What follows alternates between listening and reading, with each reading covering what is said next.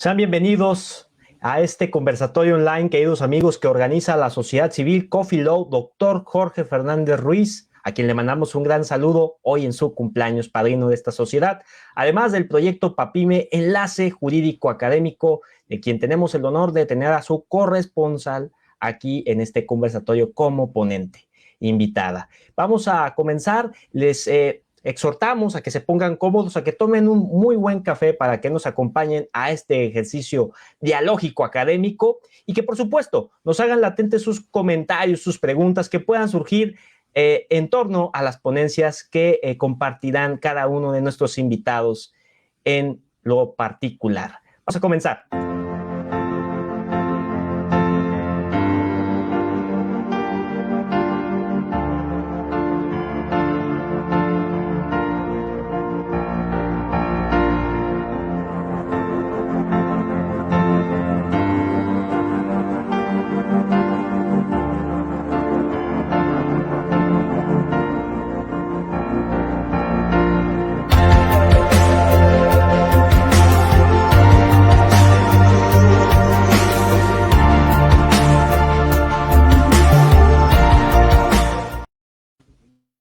Pues como lo han visto en la pantalla, tenemos a tres excelentes invitados de lujo.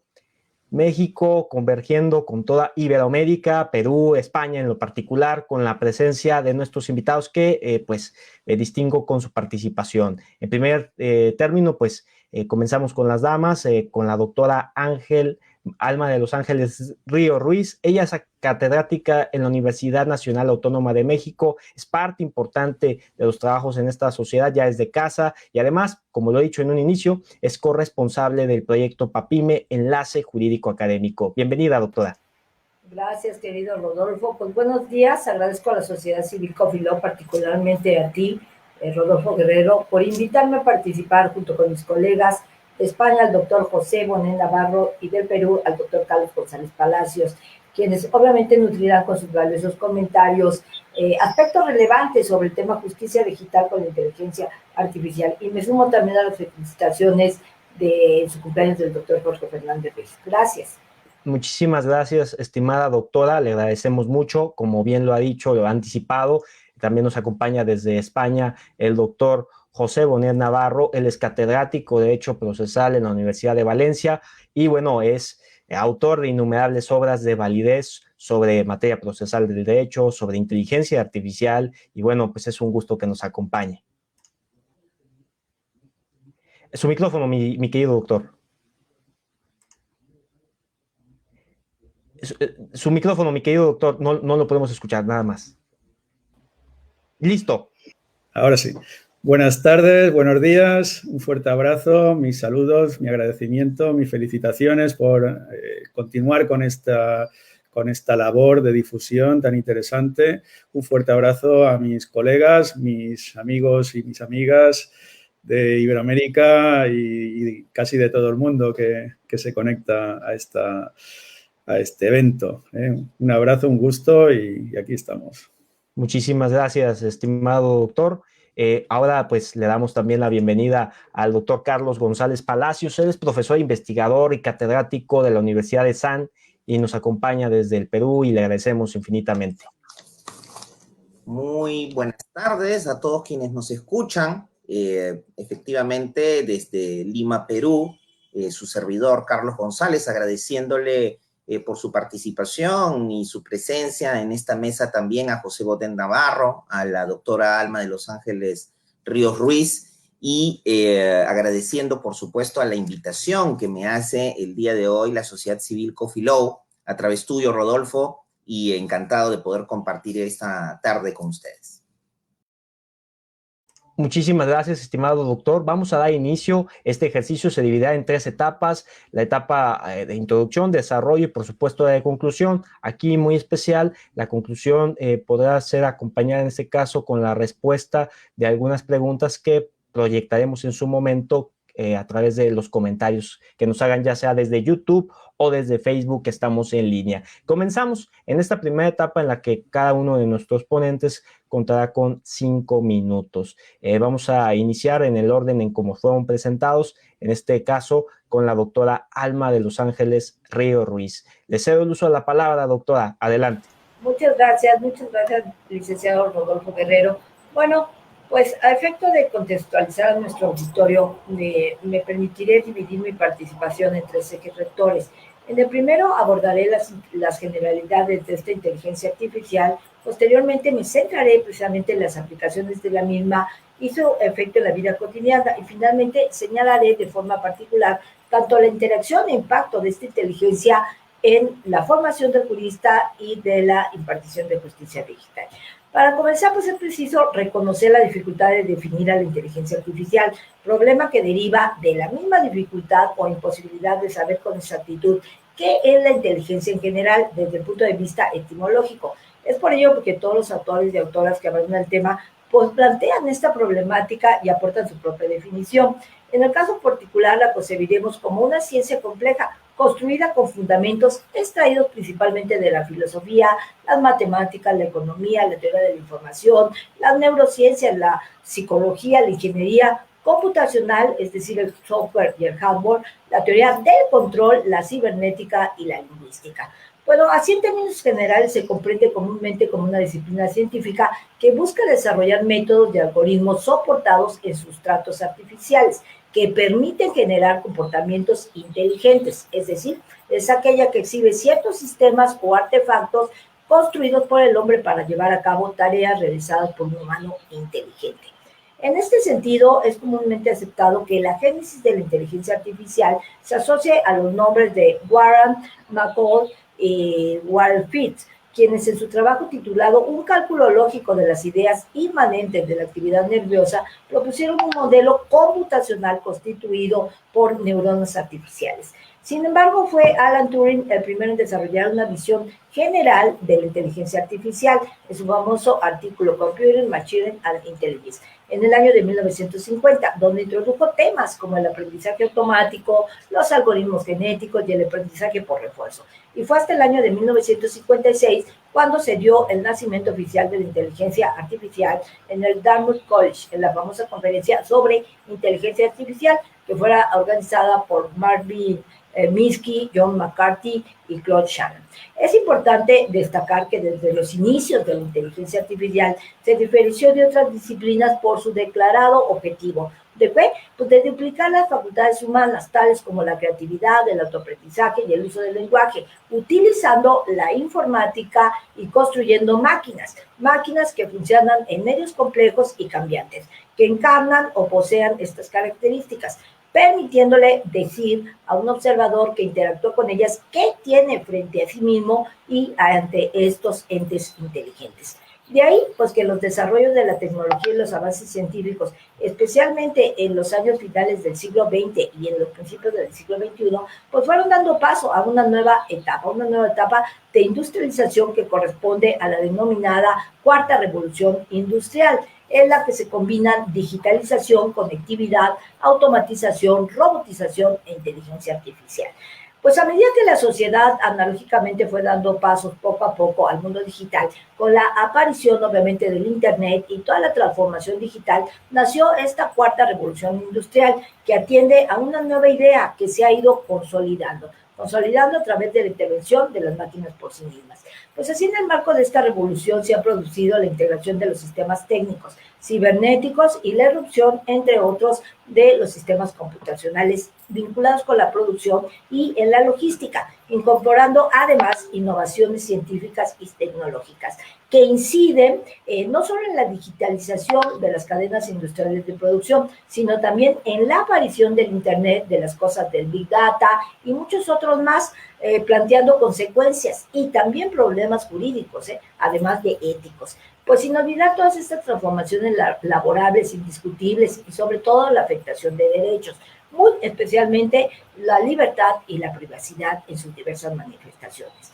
Según la Organización Internacional del Trabajo y el Banco Mundial, la revolución tecnológica digital ha afectado negativamente el empleo, en el sentido de que los mercados laborales se han polarizado y la desigualdad ha aumentado, lo cual pues, obviamente ha despertado la preocupación a nivel de los organismos internacionales y los centros de estudio, porque la robotización y el aprendizaje automático, la machine learning en la industria, pues nos muestra que las máquinas en muchas tareas o tipos de trabajo son considerablemente más eficientes y productivas que los propios seres humanos y amenazan con desplazarlos, obviamente de su puesto de empleo.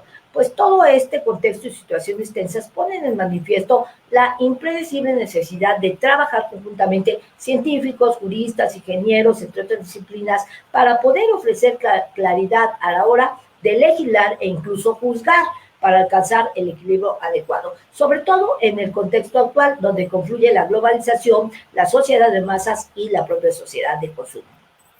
Pero aún, pues con este panorama ambivalente, esta herramienta que data desde hace 65 años a la fecha, con el devenir del tiempo se encuentra cada vez más presente. ¿En dónde? En las actividades que realizamos cotidianamente, porque con mayor frecuencia las empresas que tienen acceso a nuestros datos no conocen más y no pueden prestar un mejor servicio y experiencia como clientes. ¿Por qué? Porque nos hemos convertido sin percatarnos en consumidores de aplicaciones con inteligencia artificial. Como ejemplo de ello, pues encontramos la posibilidad de darle una instrucción a un smartphone, hablándole, lo cual es posible gracias a un desarrollo de inteligencia artificial conocido como reconocimiento de voz, el cual convierte los sonidos en instrucciones de un computador y ese computador lo puede ejercer. Lo mismo ocurre cuando realizamos una búsqueda en Google y por error escribimos más de una frase palabras. Entonces, pues una función dentro del buscador utiliza la inteligencia artificial para ajustar este error voluntario o involuntario e interpreta lo que quisimos decir y nos muestra resultados de acuerdo con nuestros intereses. También hay plataformas como Netflix, Amazon, YouTube, Spotify que usan algoritmos de inteligencia artificial. ¿Para qué? Pues para hacernos recomendaciones de películas, canciones o productos según nuestros hábitos de consumo y preferencias o que personas similares a nosotros tienen. Lo mismo ocurre con las diversas redes sociales. Estos ejemplos pues, nos dan muestra de cómo la inteligencia artificial ha cambiado la forma en la que interactuamos y sobre todo la forma en que consumimos, tanto productos o mercancías como los servicios. De ahí que la inversión destinada a este rubro, de acuerdo con el informe más reciente de la International Data Corporation, vaya al alza, previéndose incluso que se ha de duplicar en los próximos 3 años. Entre los años 2020 a 2024 se pretende pasar de los 42.3 millones de euros a los 93 millones de euros aplicados en esta área. Gracias, Rodolfo. Hasta aquí dejo mi primer intervención. Muchísimas gracias, estimada doctora. Muy interesante los datos duros. Hay varias preguntas ya de parte del auditorio, principalmente de las personas que nos acompañan, abogados jóvenes, estudiantes de Derecho, tanto de la UNAM como de la Universidad de Guadalajara. Ahora, acto continuo, en este tiempo de introducción de 5 minutos, le cedo el uso de la palabra al doctor José Bonet. Adelante. Pues muy buenas tardes, muy buenos días otra vez. Tengo que felicitar a la doctora Alma por su brillantísima exposición, plagada de datos muy relevantes y fundamentalmente se lo agradezco porque me exime tener que explicar alguna de esas cuestiones de las que además no soy especialista y tampoco las controlo excesivamente, pero ha apuntado los principales ítems en la materia y también hacia dónde van los problemas. Yo realmente, como digo, no soy un especialista en esta materia, no soy informático, no soy científico, soy un jurista más o menos apasionado, eso sí, pero no paso de ahí. Pero, bueno, mis conocimientos de informática básicamente son a nivel de usuario, ¿no? Yo soy todavía de los que aprendí a teclear con una máquina de las antiguas, de las que ni siquiera eran eléctricas, y viví todo el cambio de la tecnología, este pequeño y gran cambio, este pequeño cambio para mí, pero un gran salto para la humanidad que fue todo el tema de Internet y todo el tema de la informática. Y yo recuerdo que en sus momentos iniciales, pues digamos que todo esto uno intuía que tenía un gran potencial y se utilizaba básicamente por divertimento, más que nada. Empezaron las comunicaciones y, bueno, básicamente reinaba la anarquía, ¿no? Fundamentalmente reinaba la anarquía. Luego ya empezó a ponerse un poquito de orden en estas cuestiones. Pues bien, lo que estamos aconteciendo con la inteligencia artificial es algo similar a lo que ocurrió hace como 20, 25 años con todo el tema de Internet y, de algún modo, pues también rige la anarquía excesivamente. Tenemos, de un lado, grandes expectativas de futuro, grandes posibilidades que nos ofrece la inteligencia artificial y me estoy refiriendo ya no solamente ni siquiera en el ámbito del derecho, que en todos los ámbitos va a afectar, básicamente en el ámbito del derecho procesal, que es lo que me voy a centrar yo un poquito más. Bueno, vemos que hay grandes expectativas, pero al mismo tiempo grandes problemas, ¿no?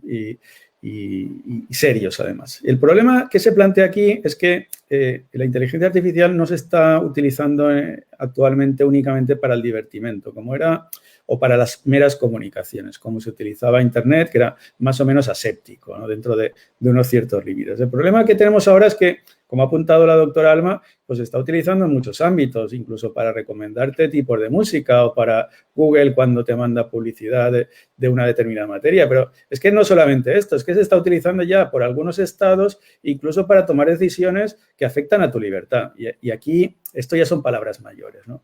Entonces, cuando se están más o menos experimental, pero ya se está utilizando la inteligencia artificial para temas tan serios como la afección de los derechos constitucionales, de los derechos humanos de las personas, pues obviamente hemos de tener la máxima prevención. Y yo me autocalifico como verdaderamente optimista con la inteligencia artificial.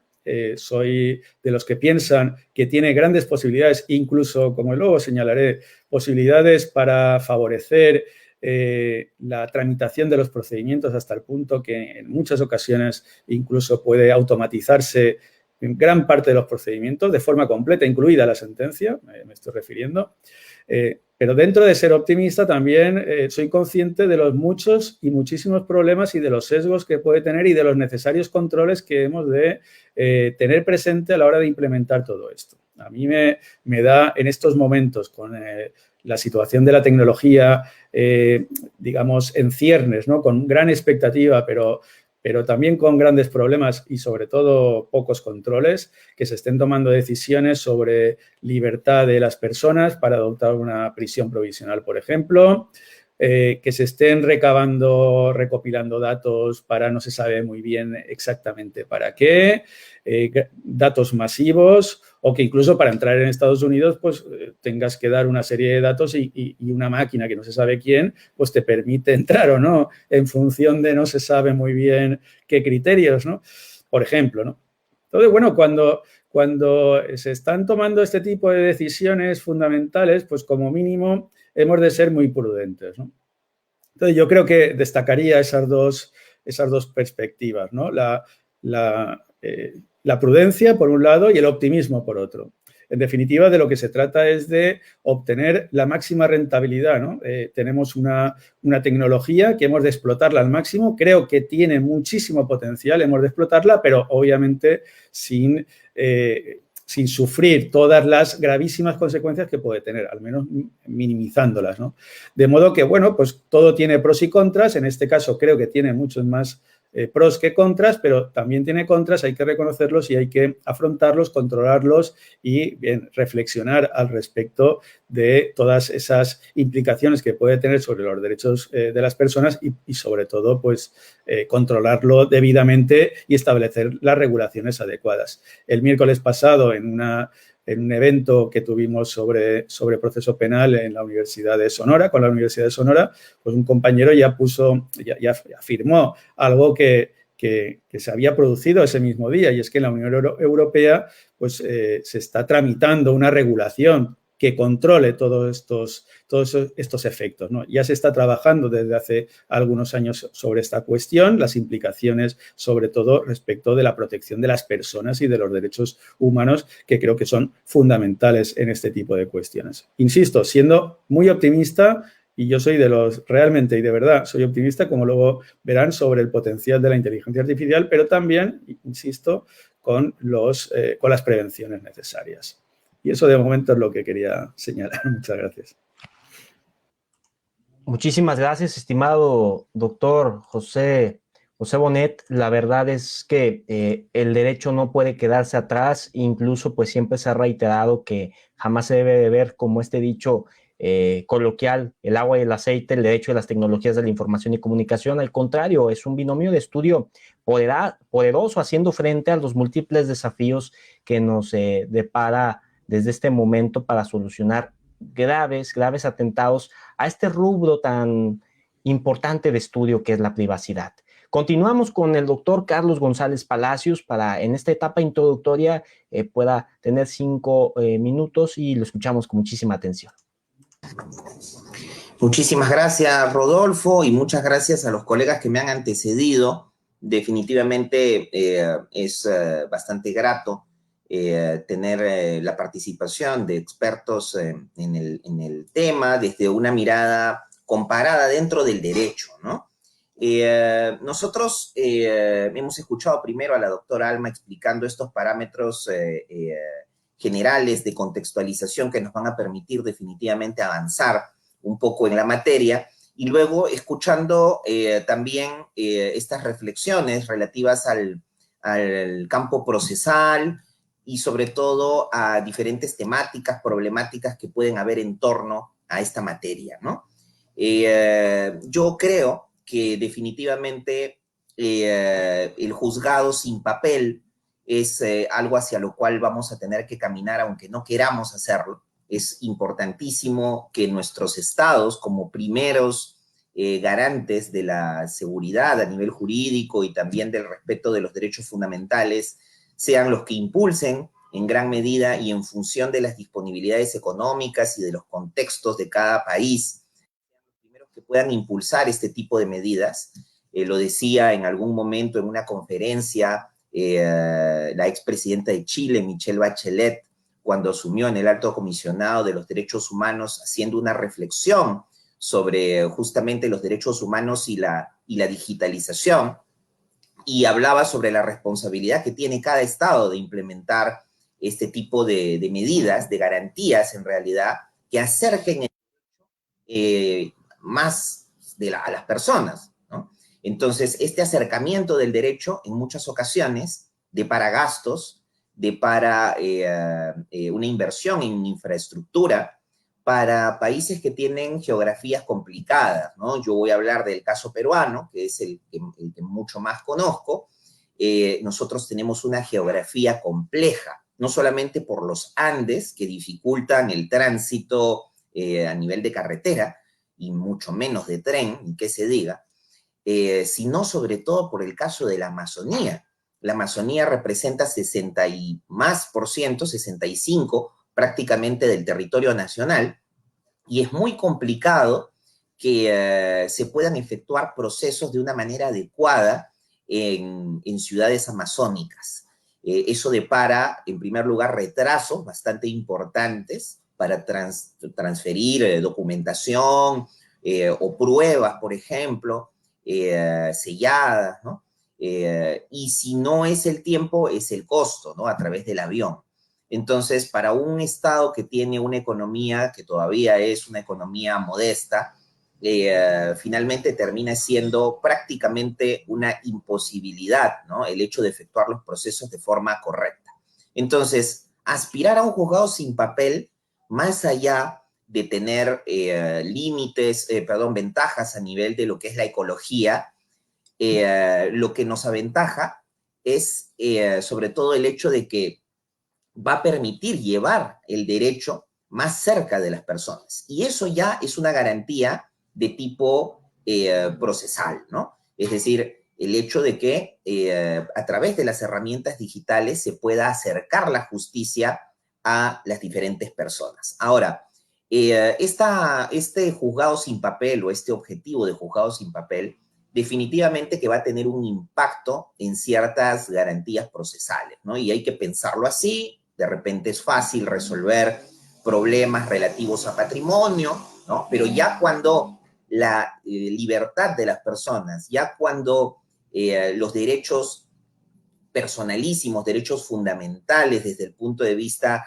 de la integridad y del desarrollo de la persona se ponen de manifiesto, entonces es ahí donde se comienzan a interrogar los límites de este juzgado sin papel o de esta entrada del derecho, vamos a decirlo así, a lo digital, ¿no? Entonces ahí vienen los problemas relativos a saber si hasta dónde podemos llegar, ¿no? Digitalizar documentos, puede ser, establecer encuentros, audiencias orales, puede ser, pero hasta qué límite y hasta dónde llegamos en relación a ello, ¿no? Me interrogo, por ejemplo, con respecto a la valoración de pruebas a distancia. Me interrogo, por ejemplo, con respecto a las firmas digitales, que en algún momento pusieron problemas en el derecho bancario o en las transacciones monetarias, ¿no? Y que en contrataciones del Estado también surgieron problemas en los diferentes países para saber si esta firma debía ser física o ser digital, ¿no? Pero bueno, también genera un problema ético en el campo de los procesos, ¿no? Penales sobre todo. Y más allá de eso, me interroga ya un campo que podría interpretarse como fuera del campo neto del positivismo jurídico, que es la regla de derecho en su aplicación, ¿no? Me interesa más el campo de la sociología del derecho, siendo nosotros una ciencia social en derecho, ¿no? Y es el contacto humano. El derecho se hizo, se creó pensando en que un humano iba a decir el derecho frente a otro ser humano, ¿no? Entonces, sin pensar que iba a intermediar una máquina entre los dos, sin pensar que iba a intermediar finalmente un recurso electrónico entre los dos, ¿no? Entonces, me interrogo yo sobre las modalidades de formación que han tenido los jueces y que son ahora los que ejercen los cargos, donde no ha habido esa formación en relación a cómo hacer decir el derecho con un intermediario, ciertamente un intermediario que aparentemente es neutral, ¿no? Es una máquina, pero como sin esa formación, la persona, el juez, se ha ido adaptando a esta realidad y va a poder transmitir realmente lo que es el derecho a través de este intermediario, ¿no? Y finalmente, antes de culminar esta primera intervención, ¿no? Y en relación con lo que acabo de comentar, Montesquieu, en El espíritu de las leyes, allá por 1748, lo comentaba en algún momento en su idea de separación de poderes, ¿no? El juez debe ser la boca de la ley, ¿no? La boca de la ley a rajatabla, es decir, dentro de una visión positivista, ¿no?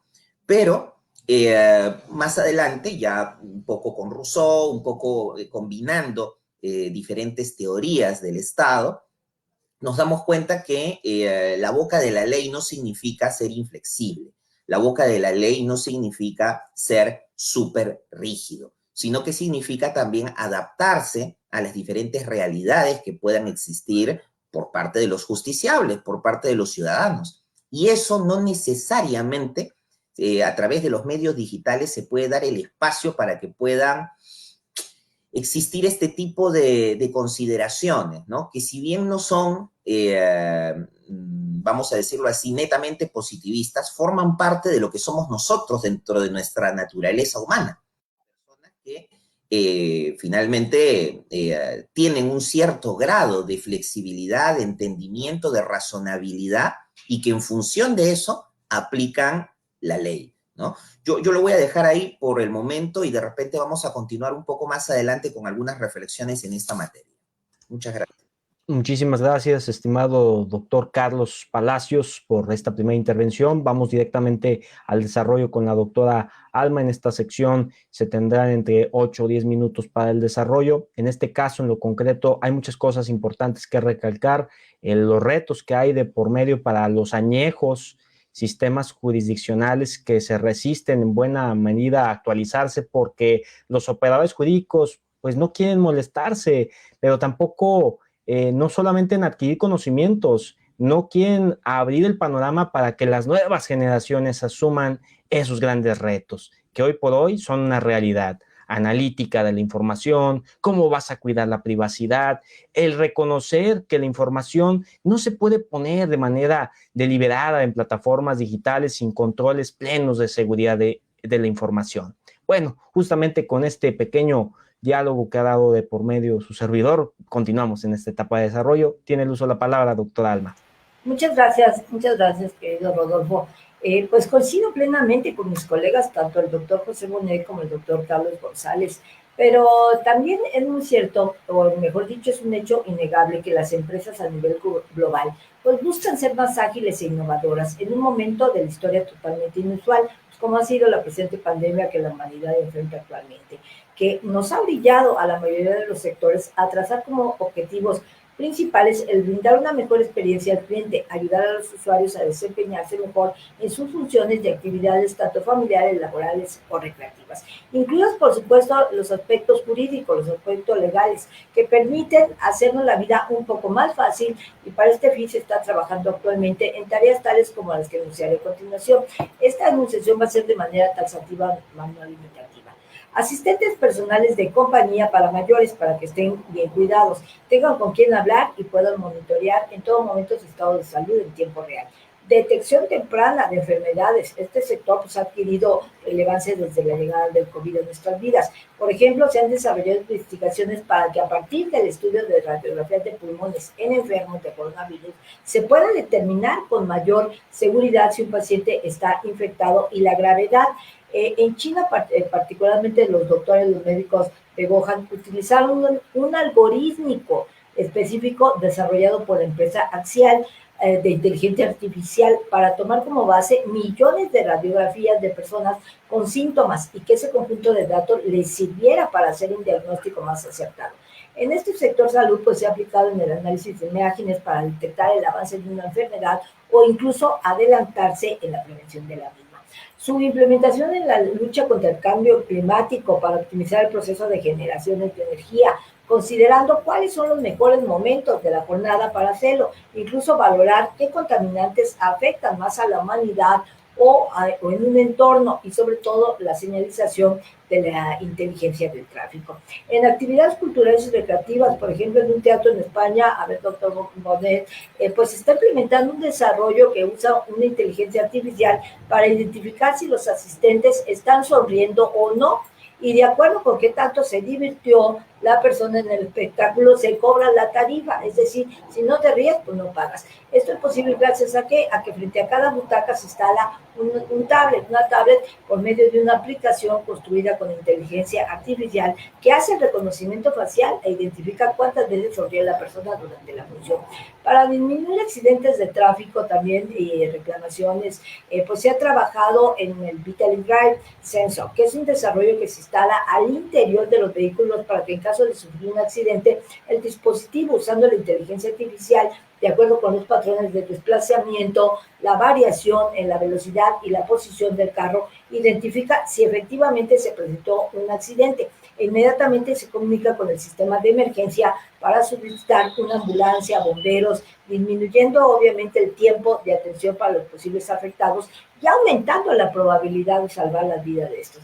Un aspecto controvertido es el relacionado con el control de personas, toda vez que se trata de un tema que entra en conflicto con los derechos personales, porque con estas herramientas los gobiernos estarán ya en posibilidad de conocer y analizar todo lo que hacemos, el lugar y sobre todo determinar si se rigen por las leyes. En este sentido, y sin entrar más detalle, me permito traer a colación el tan controvertido Padrón Nacional de Usuarios de Telefonía Móvil, que recientemente tenemos implantado en México, el cual pretende implementar, insisto, en nuestro país a raíz de los cambios que se dieron en la Ley Federal de Telecomunicaciones y Radiodifusiones.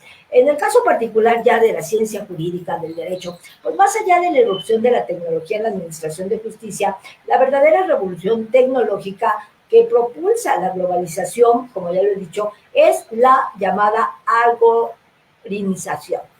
algoritmización de la vida, que inevitablemente penetra en las relaciones jurídicas, particularmente en la manera de actuar de los profesionistas, operadores y actores jurídicos.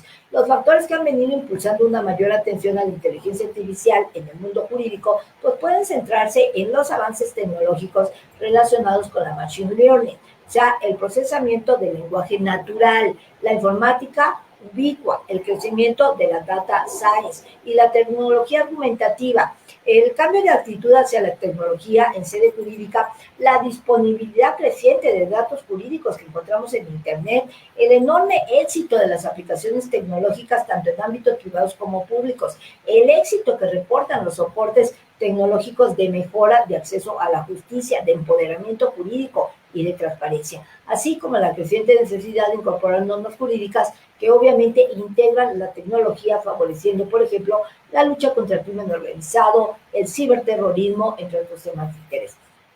Pues con esto quiero dar cuenta que la inteligencia artificial ha irrumpido con fuerza en el quehacer legal, incluida la impartición de justicia, la actividad asesora, decisoria, reclamatoria, educativa, entre otras de los profesionales jurídicos.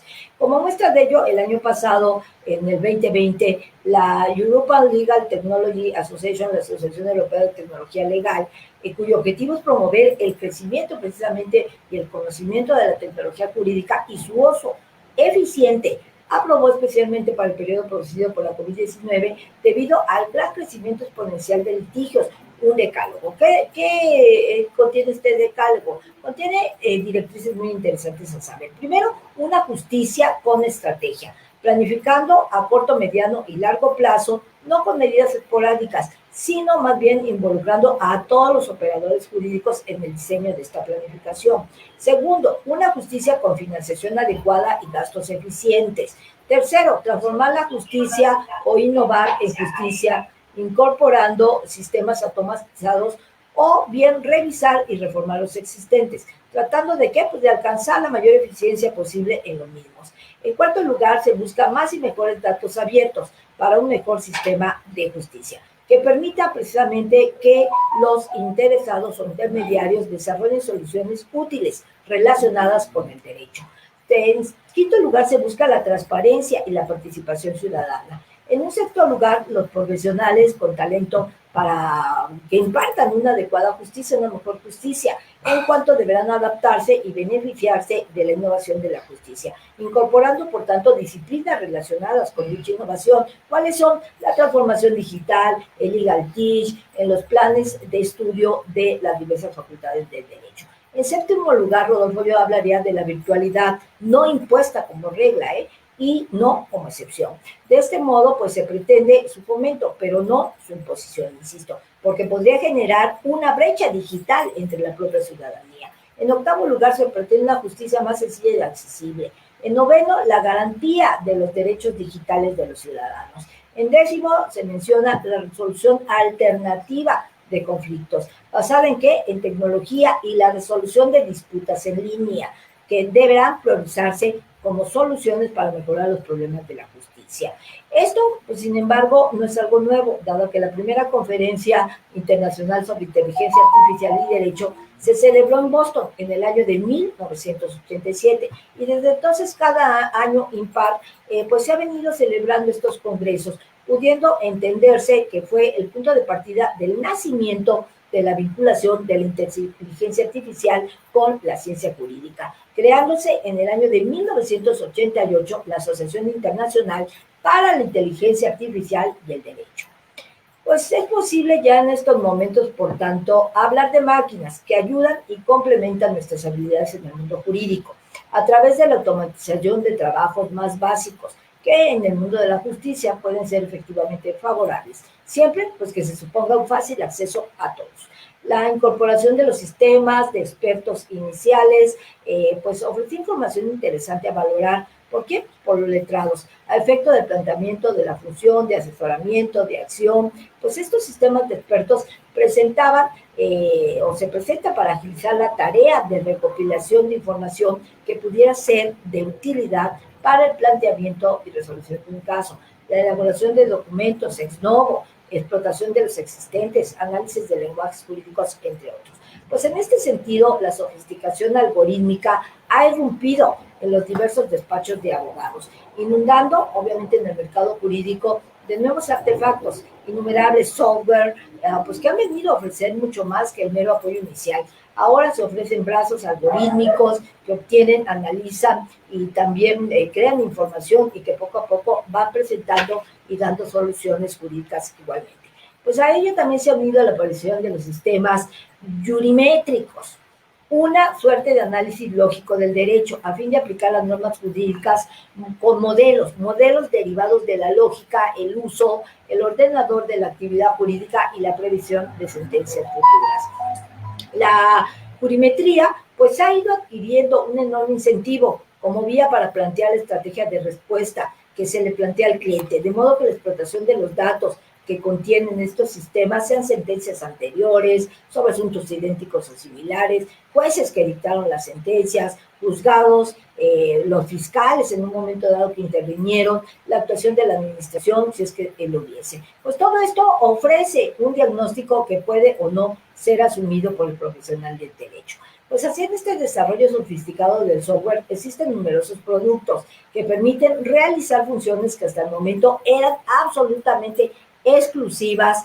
de la mente humana, tales como la argumentación jurídica. Un trabajo que se adentra precisamente esta creación jurídica en los contenidos legales de redacción de escritos, motivaciones de los mismos, incluso redacción de normas, argumentación de sostenibilidad de una acusación fiscal o incluso la base argumentativa que puede servir de motivación para una sentencia. Pues en este caso ya no estamos ante una criba informativa, ¿no? Una obtención de datos, una propuesta, sino más bien estamos en una función de desarrollo lógico jurídico que se ofrece como resultado de la aplicación de estos software. Entonces, los avances algorítmicos no llegan hasta aquí, van más allá inexorablemente del modo en que cada vez la máquina inteligente comienza a poder reemplazar a las personas en numerosas actuaciones, más allá de complementar o mejorar la tarea humana de los profesionales del derecho. Caminamos inexorablemente a una posible sustitución o reemplazo del hombre por la inteligencia artificial. Ello nos llevará a reflexionar sobre la aplicabilidad de la Deep Machine en las funciones precisamente donde la justicia se desenvuelve, sobre todo en la eficacia que tienen los robots en el ejercicio de sus actividades, que directa o indirectamente están vinculadas al mundo de la impartición de justicia.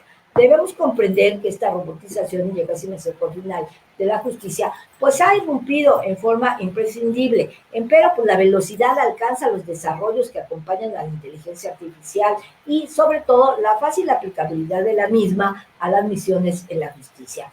No debe obligar a plantear un escenario diverso al que conocemos actualmente y que cada día sentimos y lo vivimos más real. Por ello es muy importante tener en cuenta la necesidad de una retroalimentación que los diseñadores de inteligencia artificial requieran del mundo jurídico, de manera que quienes necesitan indiscutiblemente conocimientos legales y éticos les permitan actuar, pero dentro de determinados límites y respetando las garantías. Actualmente son muchísimos los software que ofrece el mercado a través de empresas tecnológicas para realizar esta tarea de argumentación jurídica, referido a qué? Pues a los diversos protagonistas del sistema de justicia, tanto para los abogados de la defensa como para los acusadores, también para los jueces y para los asesores legales. Esos software, fíjate bien, ya te repito, ya casi concluyo, facilitan la tarea humana al ofrecer un producto elaborado en argumentos jurídicos e interpretaciones normativas que permiten sustentar la posición jurídica pretendida. Se presentan como herramientas tecnológicas de asistencia de la profesión legal y constituyen un punto de vista indiscutible para analizar si en su evolución o transformación se puede avanzar hasta identificar el razonamiento jurídico humano con el que se despliega a través de las herramientas tecnológicas y de las estructuras llamadas inteligentes, de manera que éstas puedan ofrecernos un pensamiento como si se tratara de un jurista humano. Bueno, pues no obstante, esta pretensión resulta poco viable e incluso inaprobable. Lo que existe actualmente, y de eso no hay duda, son estos grandes productos algorítmicos que constituyen un complemento de la actividad jurídica humana en la construcción de decisiones, contrarrestación de argumentos y readaptación de normas. Gracias, Rodolfo. Muchísimas gracias a usted, querida doctora Alma. Muy importante, muchas preguntas convergiendo en torno a la industria 4.0 en los derechos laborales, en qué aspectos importantes hay que señalar de la inteligencia artificial en el derecho. Bueno, esperando que pueda haber alguna resolución de parte ya sea del doctor Carlos o del doctor José Bonet. Hago simplemente exposición de aquellas preguntas que nos hace llegar los usuarios, que por cierto son bastantes.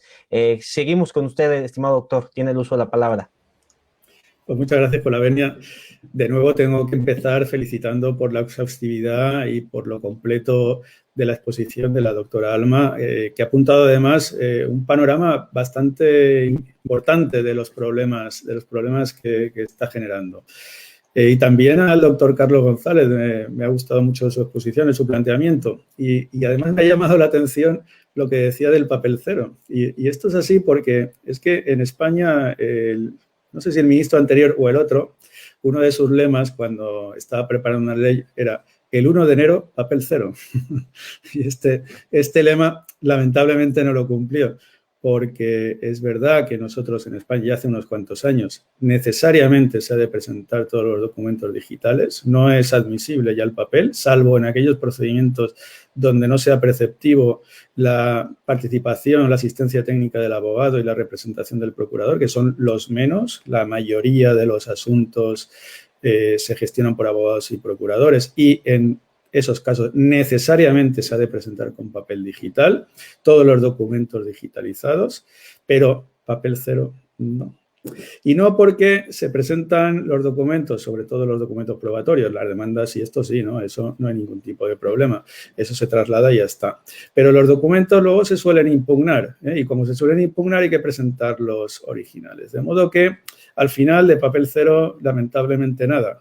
Yo recuerdo nada más entrar en vigor esa norma, al día siguiente había una cola impresionante de abogados presentando en los juzgados los documentos que habían sido impugnados, los documentos probatorios, ¿no? Y luego hay otro problema y es que los jueces no están acostumbrados en general a usar las tecnologías y entonces reciben los documentos y luego los imprimen porque es más cómodo para ellos leerlos, ¿no? Es algo insólito, pero lamentablemente los árboles no los estamos protegiendo, desgraciadamente, a pesar de que sea, en el caso español al menos, necesariamente exigible o se tenga que presentar a través de documentos digitales, ¿no? Es una lástima, pero esto es así. Lo bien cierto es que con todo esto de la pandemia, pues se ha puesto el foco de atención en algo que ya venía gestándose anteriormente, como es la justicia digital, ¿no? Y la virtualidad, ¿no? Los juicios online, ¿no? Que hasta ese momento, bueno, se planteaba como una posibilidad, ahí está la tecnología, etcétera, estos son un poco el futuro, pero no nos lo habíamos planteado en serio hasta que ha llegado una pandemia y ha dicho que, bueno, pues que tiene que haber cierta distancia social, que era conveniente el trabajo online a los efectos de evitar contagios y en este caso, pues bueno, de repente ha surgido la necesidad de realizar juicios online y buena prueba de ello, pues es esta misma actividad, ¿no? Que es online, que en otras circunstancias, pues es posible que quizá se podía haber realizado de una forma presencial, ¿no? Hay tantísimos eventos, tantísimos congresos que se están realizando online que se podían haber hecho presenciales, ¿no? Lo bien cierto es que actualmente pues, se ha puesto en tela de juicio, ¿no? Y también la necesidad de realizar de esta forma. Y bueno, y esto pues es como todo en la vida, todo tiene pros y contras, todo tiene ventajas e inconvenientes. De lo que se trata es de valorar si las ventajas nos convienen en relación con los inconvenientes y si somos capaces de maximizar los beneficios y minimizar, digamos, los inconvenientes, ¿no? Los inconvenientes ahí están.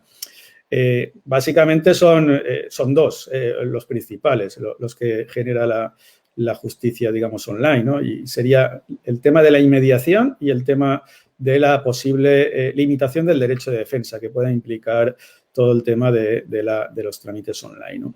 En mi opinión, son dos problemas que están ahí, ciertamente, pero que son inversamente proporcionales al desarrollo de las tecnologías, ¿no? De modo que cuando podamos avanzar tecnológicamente, es bastante factible que estos problemas se vayan reduciendo, ¿no? Si la tecnología es capaz de avanzar, si la realidad virtual llega a un estado de perfección tanto que podamos reproducir prácticamente fielmente de forma virtual la realidad física, en ese caso los inconvenientes serán mínimos, ¿no? Así todo, pues podrían generarse o podrían mantenerse ciertas dudas sobre la inmediación, la necesidad de la presencia física del juez a la hora de los juicios orales, se entiende, a la hora de dictar sentencia, y también, bueno, los posibles problemas que puedan haber de contradicción y de derecho de defensa, ¿no? Y las posibilidades que puedan haber ahí, pues, de cometer ciertos fraudes, ¿no? Lo bien cierto es que esos problemas siempre los tenemos presentes, ¿no? Y se trata de valorar si nos gusta más pues la realidad, digamos, física o la virtual.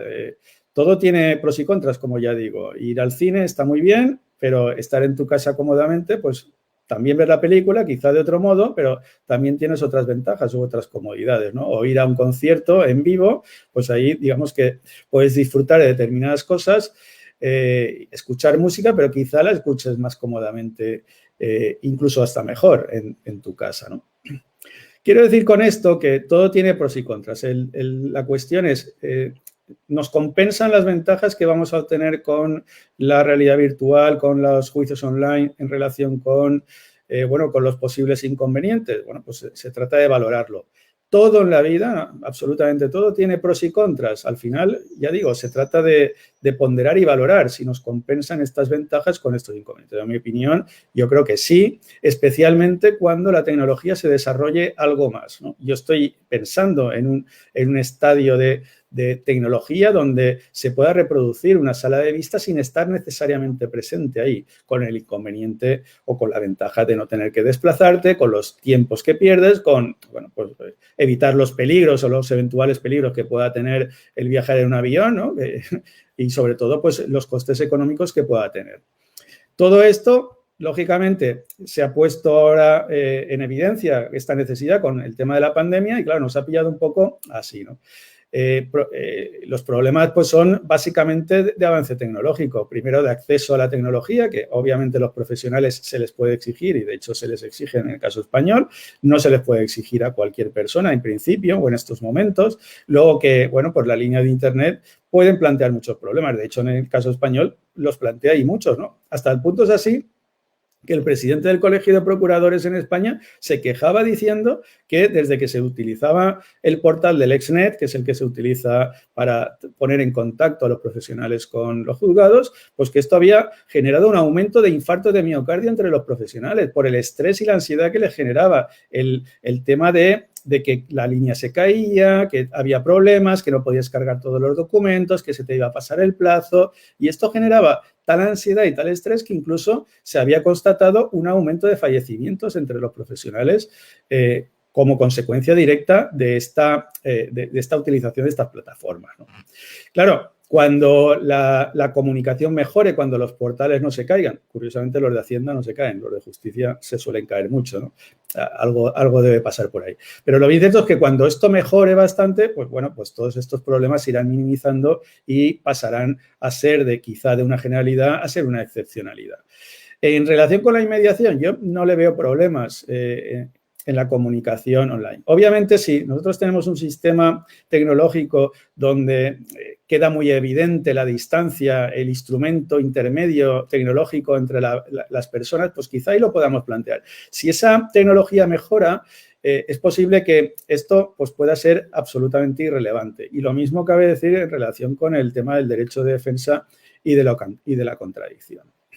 Luego, otra cuestión que quería señalar es que en relación con todo esto de la pandemia y tal, y las necesidades que han surgido para hacerle frente, el legislador pues, aprovechado pues, para introducir un montón de reformas procesales, ¿no? De carácter de procedimiento. En mi opinión, esta no es la forma de solucionar ningún tipo de colapso, ni el endémico que sufrimos tradicionalmente durante siglos, ni el pandémico desde que tenemos esta enfermedad y de futuras que podamos ir teniendo, ¿no? Esta no es la forma, porque nosotros si modificamos el procedimiento, y buena prueba de eso es que si analizamos cualquier reforma procesal que se realiza, en ningún caso le resta la naturaleza dúctil del procedimiento. Esto es, la capacidad que tiene el procedimiento para poder ampliarse y para poder reducirse, que en mi opinión es un principio del procedimiento, además un principio de todos los procedimientos, con independencia de que sea oral o escrita. Significa esto que en los procedimientos hay plazos preclusivos, que esos son los que afectan a la parte y eso no se puede superar. Eso sí que está, digamos, empaquetado, ¿no? Y eso es lo que determina la duración en la que piensa el legislador que han de tener los procedimientos, básicamente para que tenga certeza y se respeten las garantías, que vienen a ser alrededor de un mes, más o menos. Y luego hay otros plazos que no son preclusivos, que son básicamente los del órgano jurisdiccional, y luego otros actos que ni siquiera tienen plazo, que se supone que son inmediatos, pero que no lo son.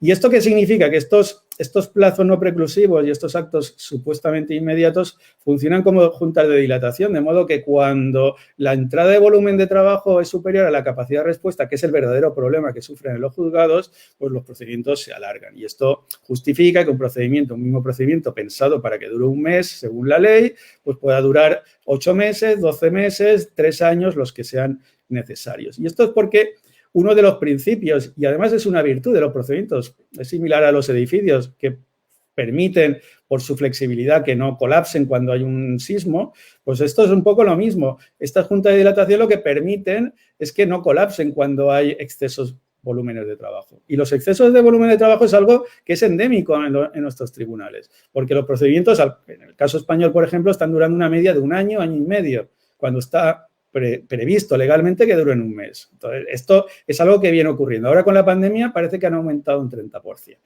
Pues todas estas cuestiones no se solucionan con reformas procesales que lo que pueden, aunque sean buenas, aunque sean positivas y no sean a costa de derechos fundamentales, como suelen serlo en muchas ocasiones, pues lo que pueden hacer es abreviar un poquito el procedimiento, pero no solucionar ningún tipo de pandemia, ¿no? o de colapso producido por la pandemia, y mucho menos el endémico. Lo que hay que hacer es afrontar el problema. El problema es que tenemos exceso de volumen de trabajo en relación con la capacidad de respuesta. La forma más barata, y como se suele orientar, es intentar reducir las entradas en los juzgados, como privatizando la justicia, desviándola a soluciones supuestamente amistosas, supuestamente económicas, que de esto podríamos comentar un buen rato, ¿no?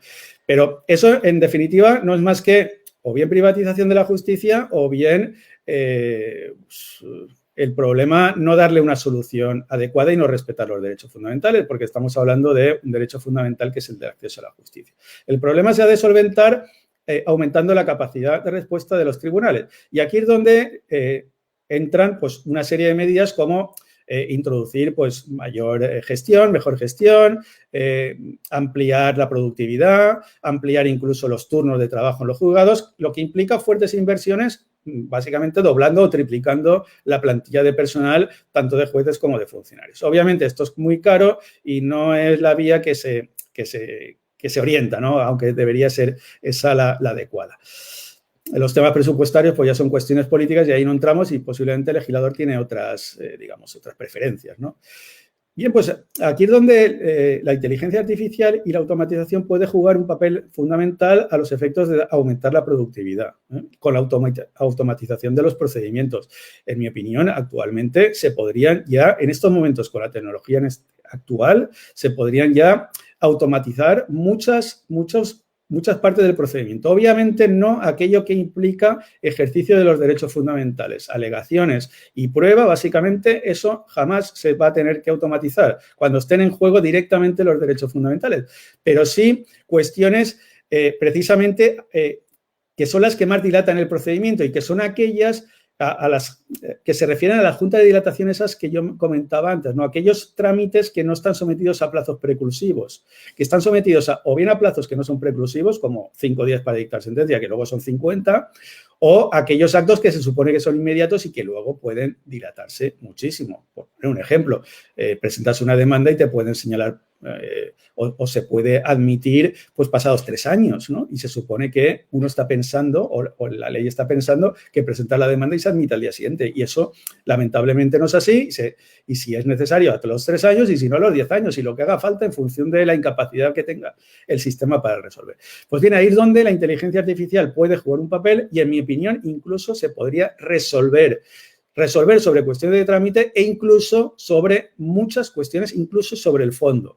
No tengo tiempo ahora para explicarlo esto con más detalle, ya lo he comentado alguna vez en otras charlas o incluso por escrito, pero lo bien cierto es que aquí es donde tiene un papel importante a los efectos de evitar el colapso, porque hasta que los procedimientos no duren un mes, mes y medio como máximo, hasta que no duren el tiempo estrictamente necesario para las garantías de los derechos y para resolver con una razonable certeza, hasta que eso no ocurra, es necesario hacer grandes esfuerzos y tenemos que estar siempre pensando en cómo logramos que ese objetivo de que la sentencia sea rápida. Por citar a Couture, pues ya sabemos que en el derecho el tiempo es más que oro, es justicia. Muchísimas gracias, estimado doctor José Bonet, por tan brillante exposición. Pasamos directamente con el doctor Carlos González, no sin antes mencionar que sobre las dudas en base a este Padrón Nacional de Usuarios de Telefonía Móvil, hay un artículo muy importante en el sitio Kiosco Informativo de su servidor que se titula Entre el olvido y el absurdo, la aprobación de datos biométricos para pues identificarnos, solamente así podremos tener acceso al derecho a la información. Qué grave, ¿no? Vamos a ver si esto va para atrás porque es una clara violación a los derechos fundamentales y es justamente la formación que debe de tener el jurista digital y es por eso que estamos abordando este tema. Jurista digital con inteligencia artificial. Vamos directamente con el doctor Carlos. Adelante. Muchísimas gracias por el espacio. Interesantes reflexiones de mis colegas que me han antecedido. Y yo me quedo con esa idea, y la planteaba la doctora Alma de los Ríos, me quedo con esa idea que postula que en algún momento se va a plantear el reemplazo del ser humano, del profesional, del derecho, en materia de las prestaciones de justicia. Creo que no causa mayor inconveniente, creo que nos causa incluso expectativa el hecho de que muchos de los trámites se puedan digitalizar, que pueda existir una facilidad mayor para poder llevar los procesos a distancia, no solamente porque beneficia a la ecología, sino también porque es inclusivo desde muchísimos ámbitos, desde el ámbito del desplazamiento para personas que viven lejos, pero también las personas que se encuentran en situación de discapacidad. Hablo de justiciables y hablo también de abogados, ¿no? Me parece que por ahí va a haber una suerte de consenso en el hecho de que efectuando un análisis de proporcionalidad de pros y contras, vamos a lograr estos objetivos de digitalización. Por supuesto, amén de algunos traspiés, ¿no? Pero lo que más me preocupa, ya no viéndolo de aquí a 5 años ni a 10, sino tal vez viéndolo a nivel de un par de décadas, es que lo hemos visto con respecto a la pandemia, frente a contingencias, las sociedades, y es más, ya la sociedad global, podríamos llamarlo de esa manera, tiene tendencia a avanzar de una manera muy rápida, ¿no?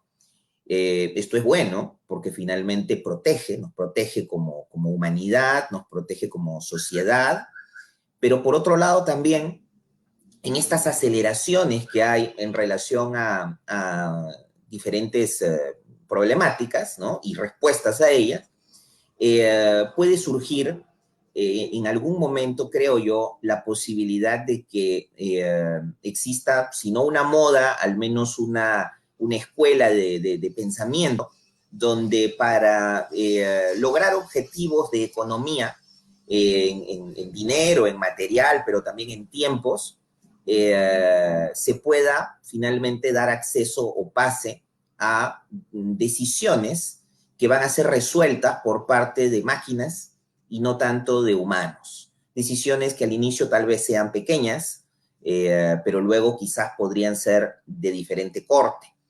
Otro campo que podría justificar el hecho de que esta ola o este pensamiento, esta idea pueda surgir en algún momento, es también la lucha contra la corrupción, ¿no? Uno no corrompe cuando tiene en general a un interlocutor, y más aún si lo tiene cercano.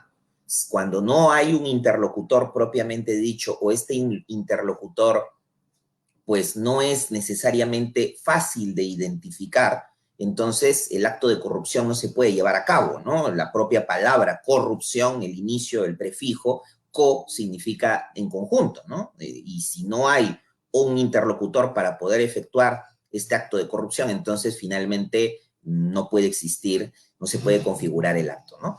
Entonces, ahí hay argumentos que van a pesar en las decisiones que vayan a tomar de repente los gobiernos en el futuro con respecto a estas prestaciones de justicia que podrían ser llevadas a cabo no necesariamente por seres humanos, ¿no? Esto ya lo hemos visto desarrollar, que parecía ciencia ficción hace 20 años, y ahora, bueno, Telefónica, ¿no? Que existe en nuestros 3 países, ¿no? Por dar un ejemplo de una marca, Telefónica antes nos llamaba, bueno, una persona física, ¿no? Natural, alguien que existía de carne y hueso.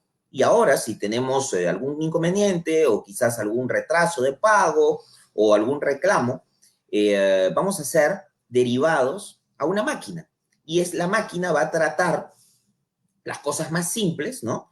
Y ya cuando son un poco más complejas nos van a derivar a un ser humano, ¿no? Eso mismo también sucede en las cajas de supermercado en nuestros 3 países, en México, en España y en Perú, donde, claro, hay una sección de cajas con personas de carne y hueso, y otra sección más rápida, donde nos aseguran mayor rapidez, donde finalmente, bueno, interactuamos con una máquina, ¿no? Y así podríamos hablar de varios ejemplos, ¿ah? Varios ejemplos que nos van a llevar, las tiendas electrónicas, por ejemplo, nos van a llevar a ver que ya en muchos campos de nuestra vida cotidiana, eso ya está actuando. Esa inteligencia artificial en realidad ya está operando. Y está operando, bueno, en campos donde ahora por el momento no se presta a mayores problemas, aunque lo diría yo en el campo administrativo por ocuparme de algunos casos relativos a derechos del consumidor. Ya han habido casos de firmas de contratos, ¿no? Por teléfono, donde una máquina es la que tenía que decidir y no se interpretó correctamente el sí o el no, o la respuesta que se dio en su momento, ¿no? Entonces, ahí nos vamos dando cuenta ya que asoma la nariz en un espacio de, ¿qué diríamos? 15, 20 años, ¿no? Del 2000 para ahora, toda esta batería de modalidad de interacción que está acaparando ya un campo de las relaciones sociales grande que comienza a tener implicancias en el derecho. Nada en la evolución que estamos viviendo ahora, no solamente en la sociedad, sino también en el campo jurídico, nada nos garantiza que estos debates o estas propuestas no vayan a ocurrir y no se vayan a plasmar en algún momento en nuestros diferentes países. Recordemos aquí que hay imperativos que no necesariamente todos los gobiernos conocen o manejan, ¿eh? Hay presidentes, primeros ministros que muy generalmente no son conocedores del derecho, vienen de otras ramas como la ingeniería, la medicina o de otras materias, y no necesariamente en su mapeo político tienen en mente estos elementos que estamos conversando aquí, que son las garantías procesales, que son los derechos fundamentales, no son tan visibles, y en esa perspectiva de querer lograr objetivos, ¿no? A veces irrealizables, a veces un poco fantasiosos, marqueteros, ¿no? Como el caso, por ejemplo, de la justicia sin papel, ¿no? En ese tipo de objetivos por cumplir se puedan lanzar estas propuestas, ¿no? Y es ahí donde quizás al inicio para infracciones, ¿no? O delitos menores, ¿no?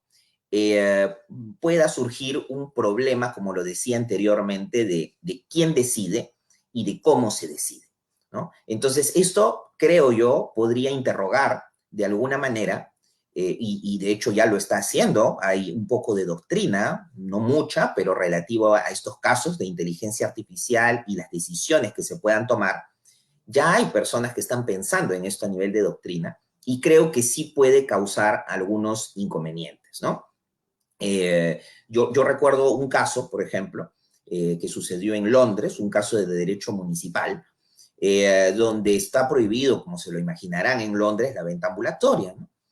Y sucede que en un suburbio de Londres, una niña en algún momento, pues como muchos niños, tuvo la idea de conseguir algunas monedas, ¿no? Algún dinero, y comenzó a vender limonada, ¿ya? Algo que se estila mucho hacer en Estados Unidos, no es muy común en otros países, pero lo hizo y sacó un puestito y comenzó a vender al lado de la puerta de su edificio un limonada, ¿no? Entonces, unos agentes municipales vinieron, ¿no? Vinieron y aplicaron la norma a rajatabla, o sea, significa siendo la boca de la ley, ¿no? Aplicaron la ordenanza municipal y no solamente multaron, en este caso al padre de la niña, ¿no? Sino que le decomisaron, además, la mesa que tenía y el material, ¿no? ¿Por qué? Porque la ordenanza lo decía así, ¿no? Entonces, ¿qué sucedió luego? Lo que sucedió luego es que se enteró un vecino, ¿no? Se fue a la prensa local y después el caso, bueno, a la prensa un poco más grande, ¿no? Y bueno, fue finalmente hasta oídos de los funcionarios municipales de más alto rango que se tuvieron que disculpar y, por supuesto, evidentemente anular la sanción, la multa y devolverle a la familia la mesa y la indumentaria que servía para la venta de limonada. ¿Por qué? ¿Por qué en este caso? Porque el derecho ciertamente existe, ¿no? La justicia está ahí, pero se debe adaptar a la realidad de las cosas. Y la realidad de las cosas es que era una sanción disproporcional, que entre el derecho y la situación real hay una zona gris que es la conversación, la negociación, las habilidades blandas, o sea, elementos que finalmente no forman parte del núcleo duro de cómo hemos sido formados nosotros al derecho, pero que no necesitan formación, porque finalmente ese campo, esa zona gris, se llama humanidad. Y por eso es que nosotros no somos una ciencia dura, por eso es que nosotros no somos químicos o matemáticos, ni decidimos el derecho con fórmulas matemáticas ni algoritmos, sino que lo decidimos con una base llamada la razonabilidad, la proporcionalidad y otros principios, por supuesto, que van más allá del derecho administrativo y que irradian a todo el derecho en general. Entonces, es ahí donde preocuparía que decisiones, aunque fuesen estas mínimas, sean tomadas por inteligencia artificial, ¿no? Y valga decir algo, ¿no? Cuando uno analiza el criterio de justicia, porque esto es un debate que finalmente ya es importante, ha sucedido en otros campos para otro tipo de temáticas, pero probablemente vuelva a surgir. Cuando uno analiza el concepto de justicia, justicia no quiere decir necesariamente aplicación igual de la norma para todos y se acaba la definición ahí. No, la justicia, acá tengo yo un léxico de una editorial francesa, Dalloz, ¿no? Léxico de Derecho y Ciencia Política, y nos dice la justicia, ¿no? Institución jurídica que dispone del poder de arreglar los conflictos con el recurso a la ley. Arreglar los conflictos. No necesariamente me está diciendo que yo debo aplicar la norma de una manera directa y con esa norma necesariamente voy a resolver el problema.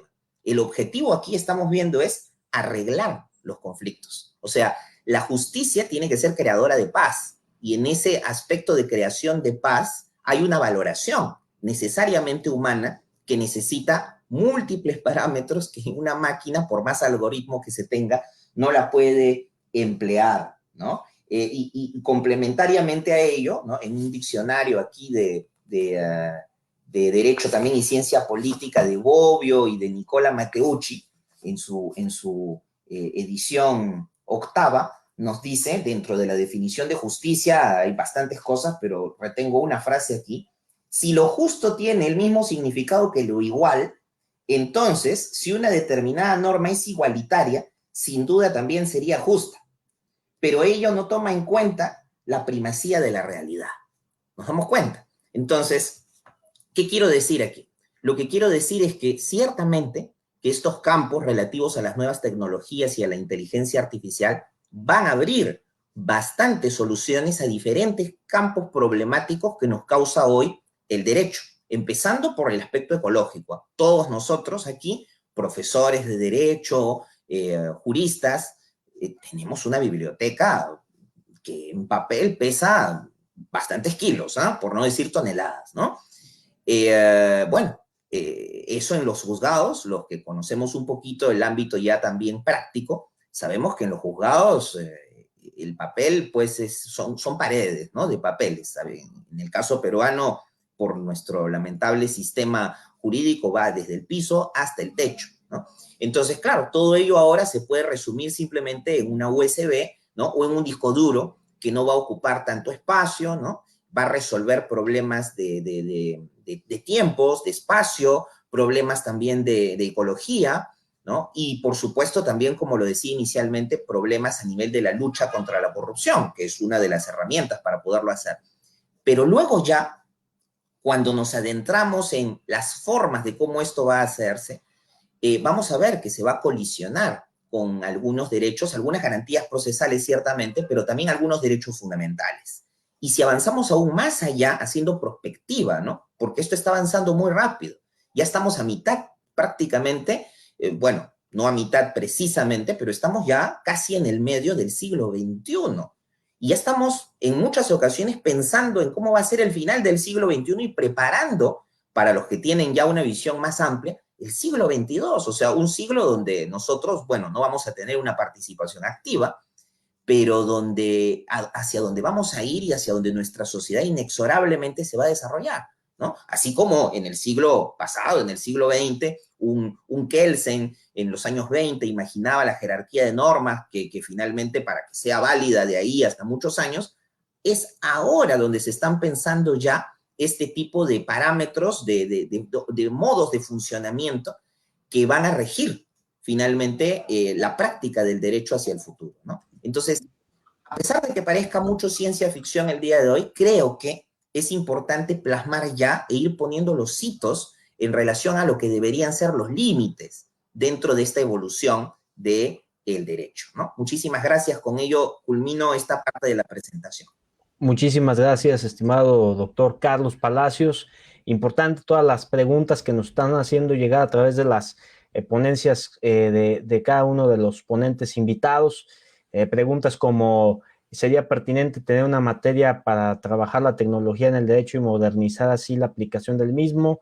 Bueno, pues básicamente, bueno, yo aquí involucrándome, ¿no?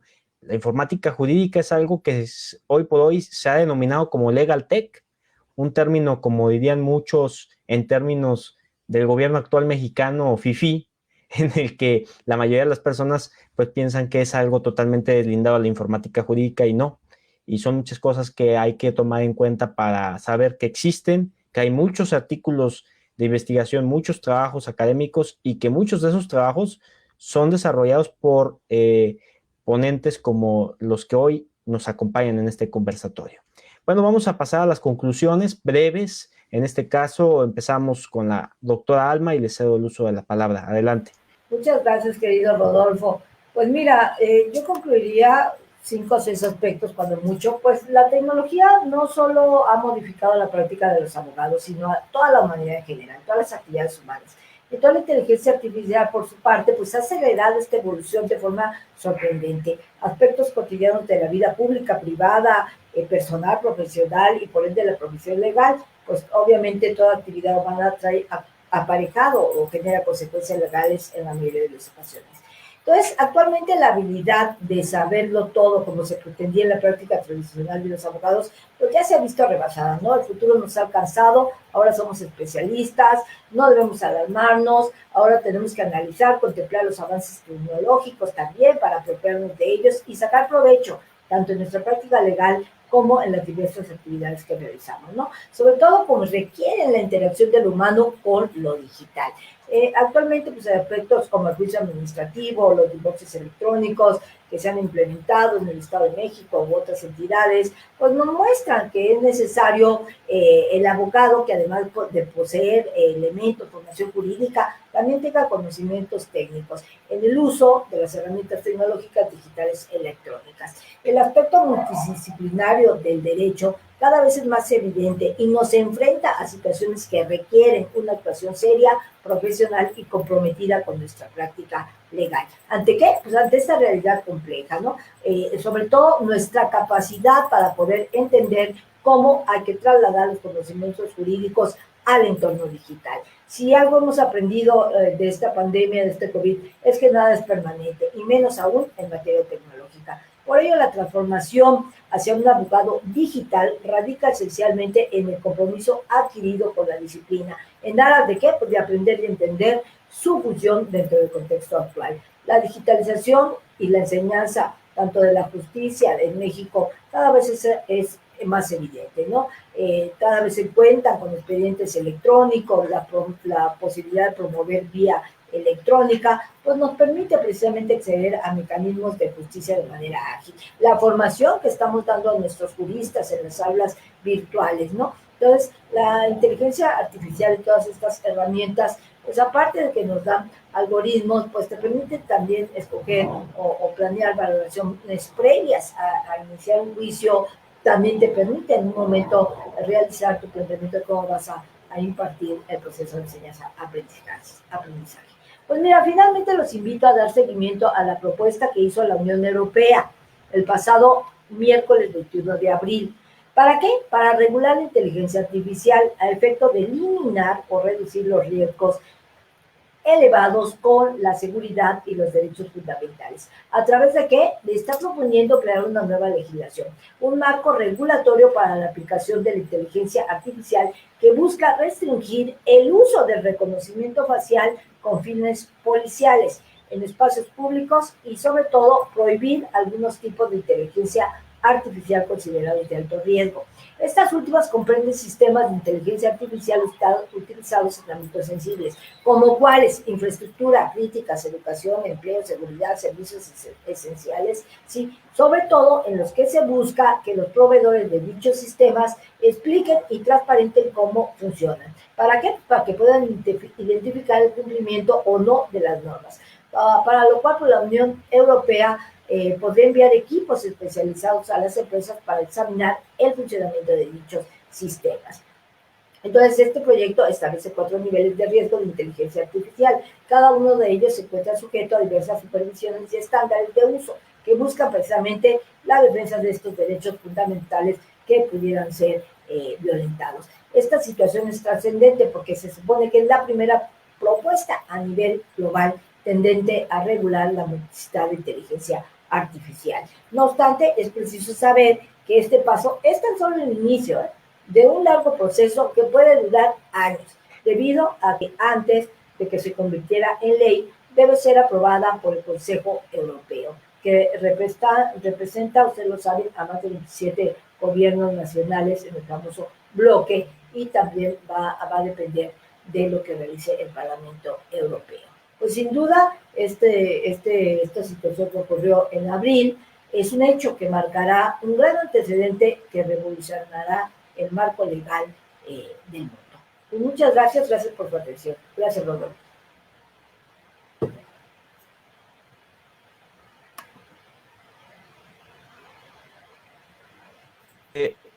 Muchísimas gracias, estimada doctora. Pasamos directamente con el doctor José Bonet. Adelante con las conclusiones. Muchas gracias. Yo voy a empezar haciendo una reflexión sobre la modestia. La modestia en cuanto a la función jurisdiccional.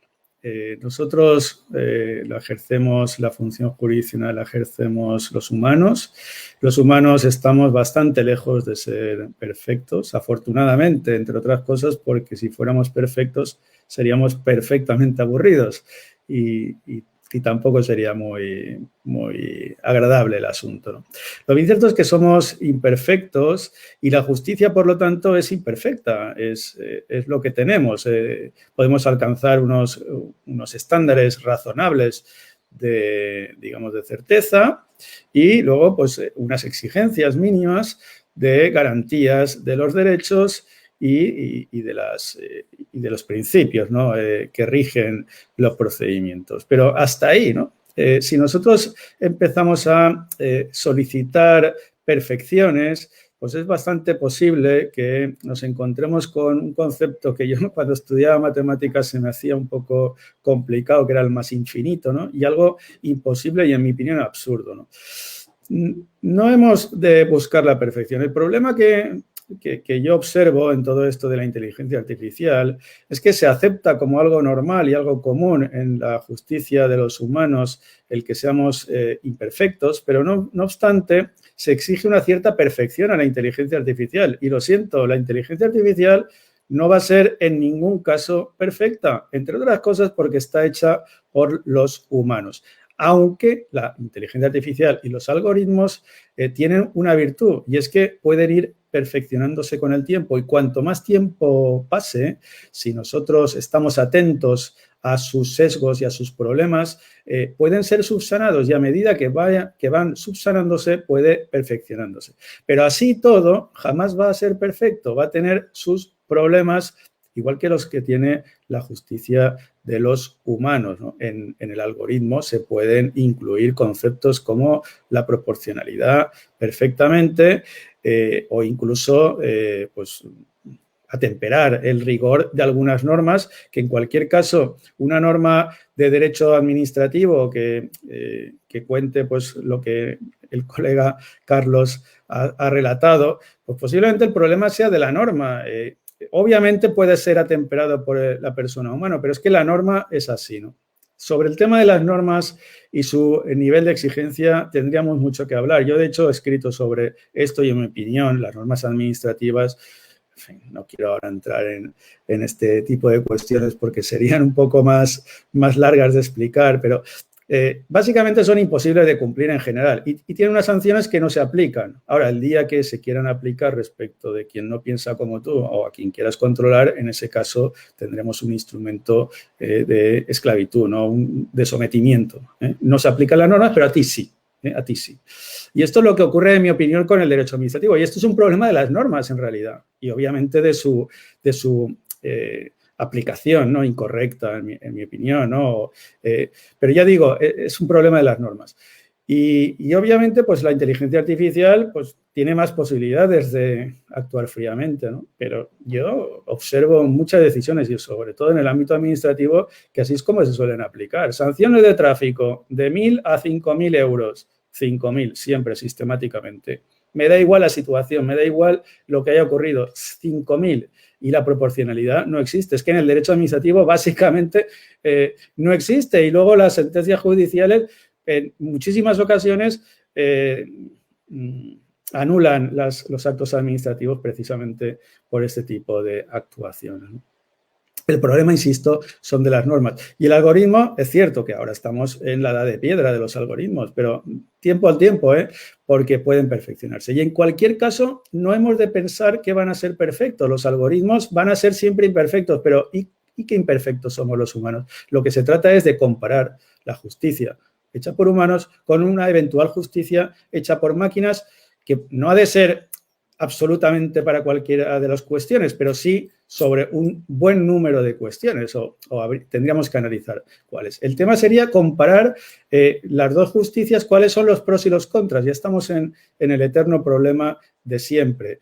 Y es bastante probable que con una justicia, digamos, automatizada, en el sentido de que la inteligencia artificial pueda incluso no solamente admitir demandas o querellas, etcétera, sino incluso decisiones de fondo, incluso valorando las pruebas, es bastante probable que estas decisiones, lejos de ser perfectas, pero lleguen a ser tan cercanas a la realidad, incluso más en algunos puntos, que las decisiones tomadas por los seres humanos.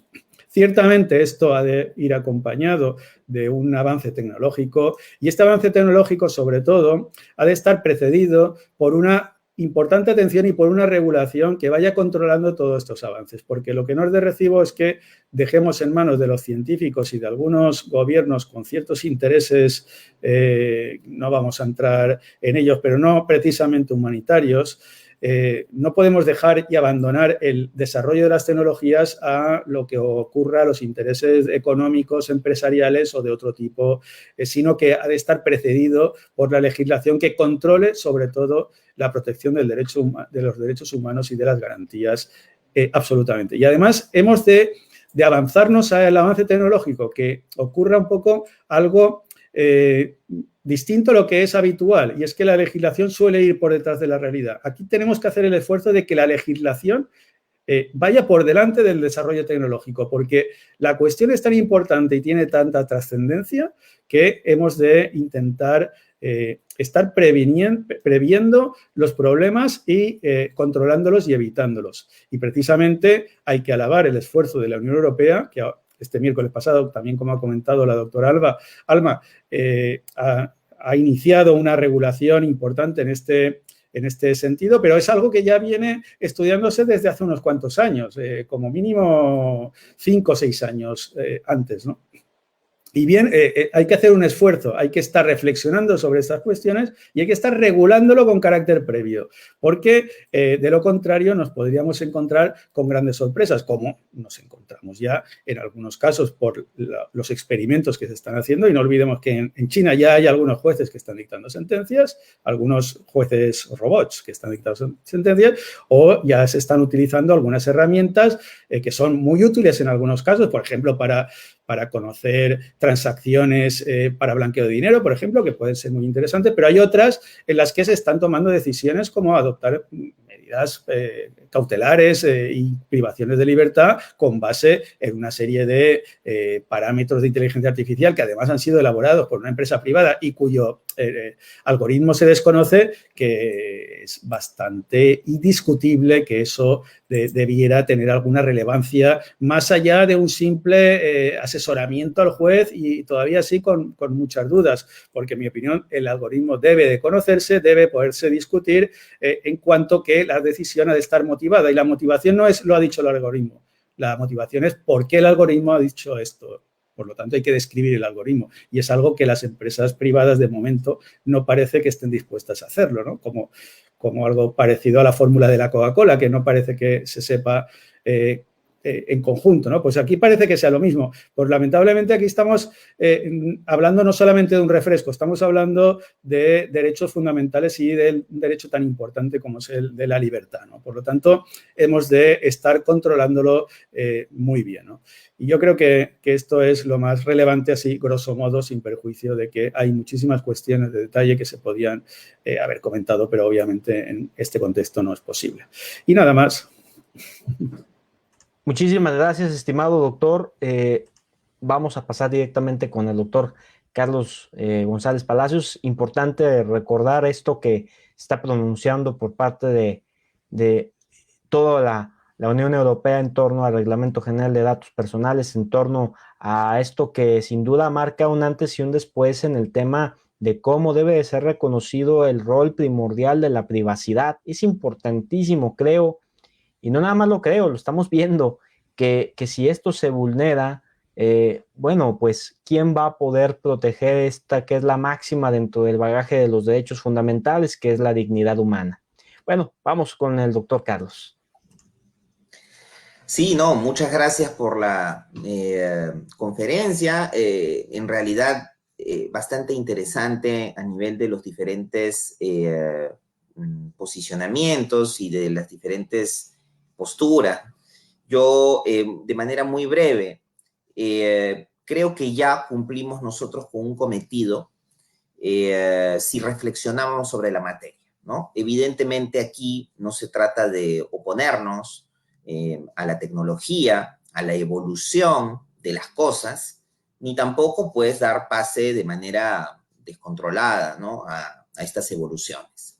Creo que sí es importante la regulación, como lo indicaba el doctor Bonet hace un instante, y creo que si ya nosotros somos conscientes que el sistema debe ser bien regulado y estas cosas, estas evoluciones se tratan con antelación dentro de la doctrina jurídica para no ser desprevenidos por el político o ser desprevenidos por los ingenieros o personas que no conocen necesariamente de estos ámbitos a nivel de colisión entre tecnología y derechos fundamentales, si nosotros como doctrina somos capaces de anticipar y de pensar en algunos elementos que también limiten ciertas situaciones que pueden ser problemáticas, entonces ya estaríamos haciendo nuestra tarea, ¿no? Luego ya quedará por decidir cuánto y cómo es que vamos a evolucionar en este sentido, ¿no? Preocupa, termino con esto,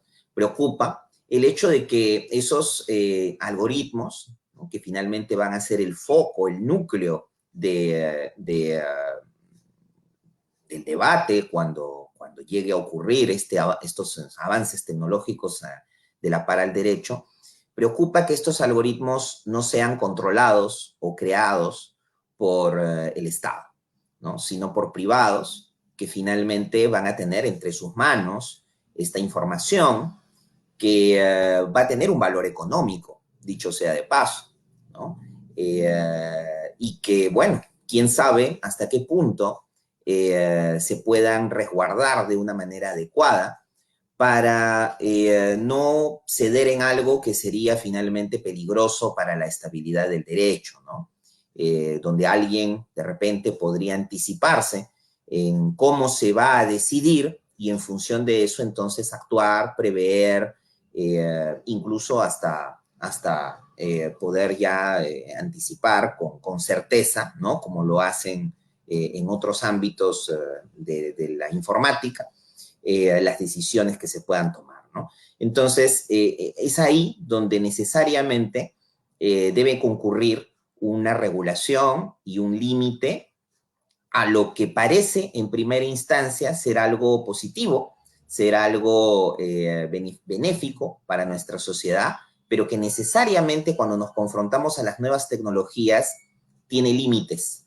No podemos pretender avanzar más rápido de lo que se debería. Esto ya se conversó en la época de la clonación, sino más bien esperar en algunos casos, tener la tecnología suficiente para dominar a la tecnología que nos haría avanzar, ¿no?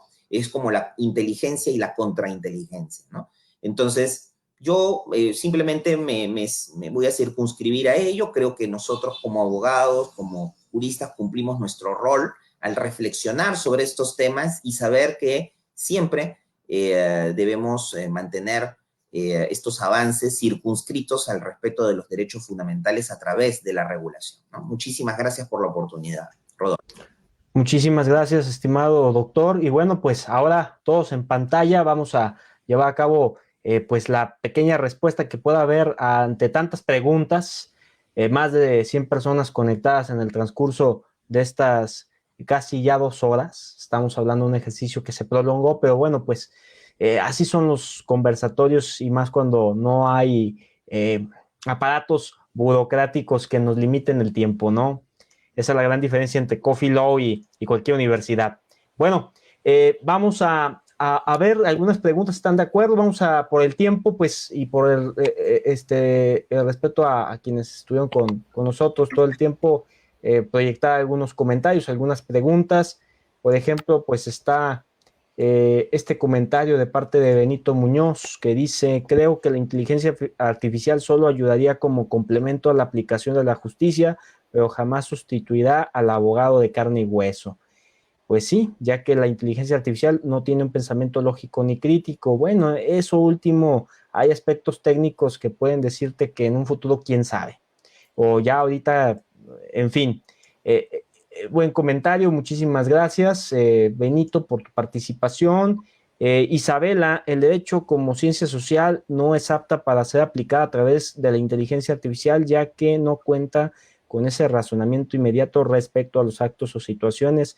El ser humano tiene todas las capacidades para dar una solución a través del razonamiento.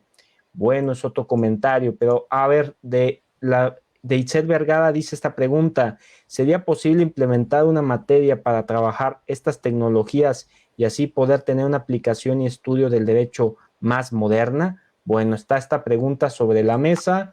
¿Quién dice yo?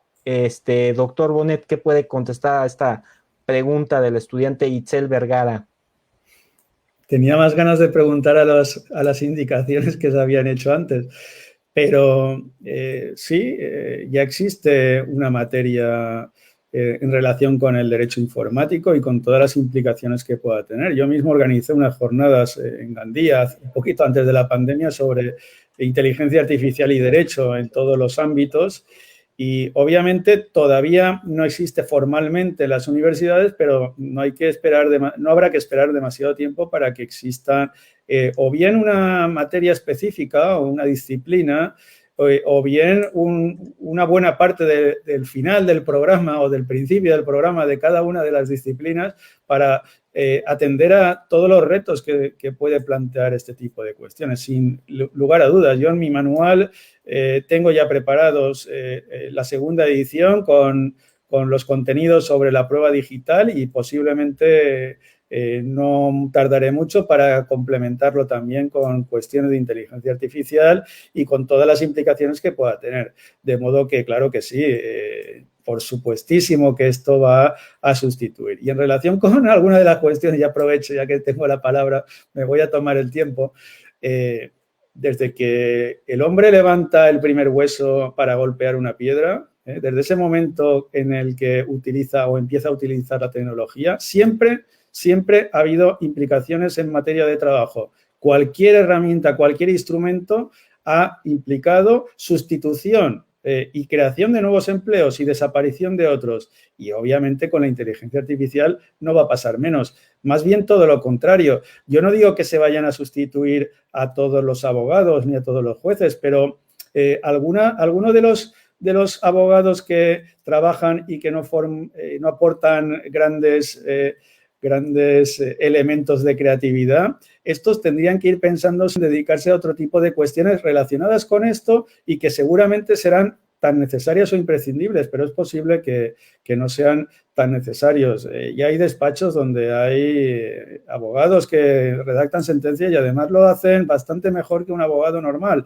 porque utilizando el Big Data pueden adecuar una demanda no solamente con grandes fundamentos, sino adecuado al propio juez y a los propios criterios y a los propios gustos del propio juez al que se dirige. Es capaz de obtener esa información. Por lo tanto, algo que un abogado experto puede hacerlo, digamos, precariamente, un sistema de inteligencia artificial y con Big Data puede hacer una demanda que se adecue exactamente al juez al que se presenta. Y esto es una gran ventaja. Lógicamente, para otro tipo de cuestiones, pues tendrá que pasar mucho tiempo para que puedan sustituirlo y de momento, afortunadamente, no. Nosotros no lo veremos seguramente, pero ya veremos qué es lo que pasa en un futuro. El futuro es muy largo. Sin duda alguna, importante a todos tus comentarios. Yo quisiera proyectar dos cuestiones más para dar oportunidad a los comentarios en general del doctor Carlos y de la doctora Alma. En este caso de Mari MB, dice: ¿qué tan bueno sería aplicar la inteligencia artificial en el mundo jurídico y en nuestro país? ¿Realmente estamos preparados para ello y lo que implica? Eso es una pregunta. Y la otra es de Marco García, que nos dice: ¿hasta qué punto se verá afectado tanto el ámbito laboral jurídico como la realización de juristas con la implementación de la inteligencia artificial? Bueno, a ver, doctora Alma. Sí, gracias, Rodolfo. Mira, yo en la primera pregunta diría que aun cuando estos avances y aplicaciones de la inteligencia artificial al campo del derecho pues se van dando en lo que respecta a nuestro país, pues el Poder Judicial aún tiene un largo camino que recorrer en términos de justicia digital, ¿no? Y esto pues lo reveló esta pandemia, donde tuvimos que emigrar, los juzgados se cerraron, los tribunales se cerraron, los que teníamos la firma electrónica pudimos revisar el expediente electrónico, los que carecíamos de la firma electrónica ni siquiera pudimos adquirirla de acuerdo con los requisitos del Consejo de la Judicatura Federal para poder expedientes electrónicos, ¿no? Entonces, la mayoría, insisto, de los tribunales estuvieron cerrados, se restringió completamente el uso para poder impartir justicia. Los medios alternos de solución de diferencias también tuvieron que adecuarse, ¿no? Entonces, esto a qué nos llevó, pues que hay que ir adelante, hay que innovar, hay que ir en un momento dado buscar el uso de la tecnología de punta. Yo sí coincido cuando se dice que cada vez el hombre se está haciendo más robot. ¿Por qué? Porque todos traemos celulares, lo más avanzado en un iPhone 11, todos traemos relojes que te miden el nivel de estrés, el nivel de sensación, el ritmo cardíaco. O sea, ya no tienes que traer un brazo artificial, ¿no? Ya estás en la mano, tu celular conectado con tu teléfono, con tu computadora que ha hecho posible esto que estamos viviendo. Entonces, el abogado decir que no, pues francamente es negar una realidad.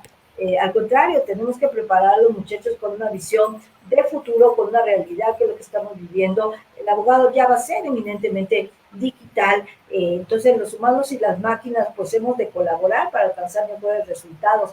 Cada uno, tanto la máquina como el ser humano, aportando tanto sus capacidades como sus habilidades.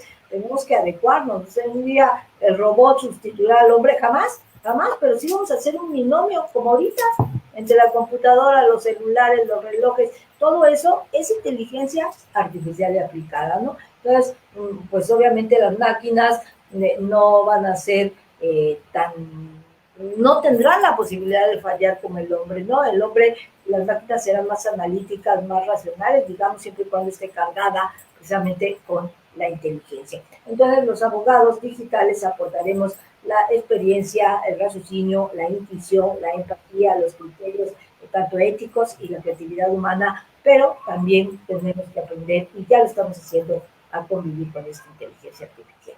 Gracias, Gracias, estimada doctora. Sí, de hecho, a ver, comentario breve antes de cederle la palabra al doctor Carlos Palacios. En Chile se está promoviendo en el Congreso una ley que pueda darle esta seguridad a la privacidad de nuestras mentes, los neuroderechos. Entonces, o sea, no es nada alocado, está hablando de cómo es la progresividad entre la máquina y el hombre, ¿no? Bueno, doctor, le cedo el uso de la palabra. Sí, bueno, creo que las preguntas en realidad van bastante enfocadas a un elemento muy, muy de tierra, ¿no? Es decir, a las implicaciones concretas en nuestra vida como personas que ejercen el derecho. Y creo que definitivamente va a tener una implicación, ¿no? Ya lo decía el doctor hace un instante, ¿no? Definitivamente que van a haber implicaciones, pero ¿qué cosa no genera esas implicaciones? Y claro, nos va a obligar en esa competencia máquina-persona, que ya ha ocurrido en otros ámbitos, y lo decía hace rato, en los call centers, en los supermercados, entre otras, ¿no?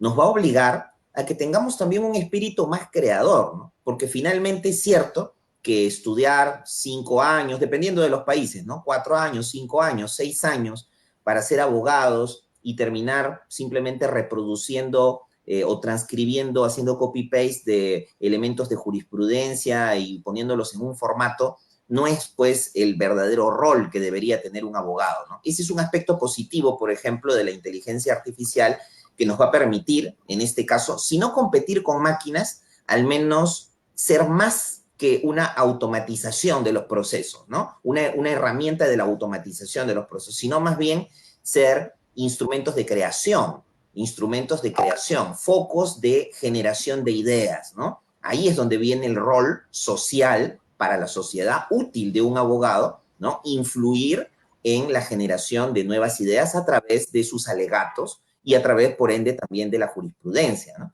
Entonces, ahí hay un rol positivo.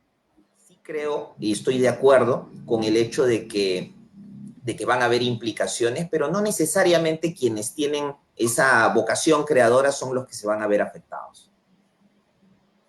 Sí, totalmente. Aquí nada más un comentario que llama la atención de los últimos que se están recibiendo, Gutiérrez Isabel. Las máquinas no podrán ser compradas por las partes, pues sí. Este comentario que en la práctica todos sabemos que puede darse o se ha dado, ¿no? En algún momento de la historia.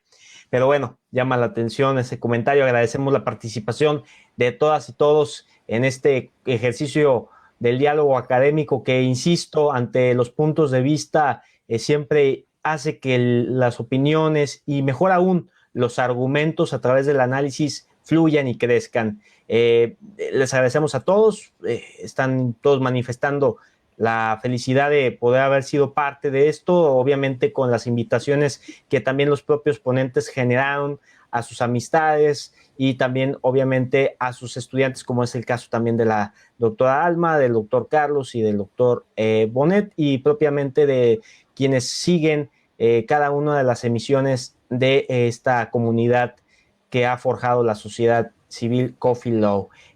Pues agradecimiento a la doctora Alma de Los Ángeles Río Ruiz, catedrática e investigadora de la Universidad Nacional Autónoma de México, por participar en este conversatorio. Muchísimas gracias, querida doctora.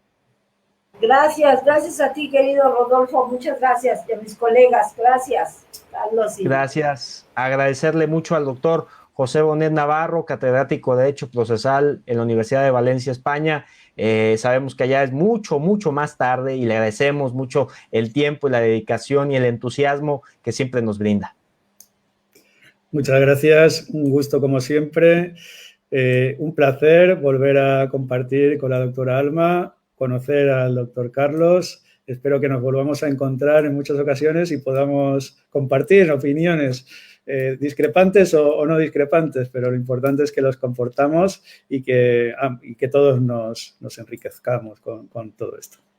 Muchísimas gracias, estimado doctor. Saludos hasta España, que todo esté operando pues en el mundo en favor de que esta pandemia pues pueda ser cada vez mejor controlada y que las personas puedan salir a hacer sus actividades ya sin miedos de que puedan suceder un millar de cosas. Al doctor Carlos González Palacios le agradecemos. Él es profesor investigador y catedrático de la Universidad de San y que nos acompaña desde el Perú y que pues ha vertido como siempre sus opiniones, características y argumentos en este tema. Muchísimas gracias, doctor.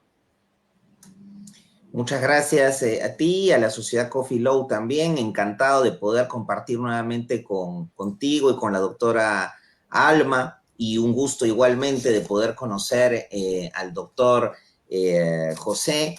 Estoy convencido de que estos temas definitivamente van a seguir estando vigentes durante mucho tiempo y pues bueno, encantado de poder nuevamente en algún momento estar con ustedes. Muchísimas gracias a todos por habernos acompañado. Les agradecemos infinitamente y recuerden que esto queda en las redes para que puedan reproducirlo cuantas veces ustedes determinen y que también esto lo compartan para que el mensaje académico llegue a más personas. Recuerden que el pensamiento crítico es clave para la evolución del ser humano. Si nosotros empezamos a decir que todo está escrito y que todo está dicho, pues estaremos estancados y es lo que justamente no se desea. Cambiemos a partir de pensamiento crítico y de acciones contundentes, pero bien pensadas. Les mandamos un gran abrazo a la distancia. Concluimos este conversatorio titulado Jurista Digital con inteligencia artificial, con excelentes juristas que nos acompañan desde España, Perú y, por supuesto, aquí en nuestro país, México. Desde este panorama de color que están viendo en pantalla, nos despedimos. Hasta pronto.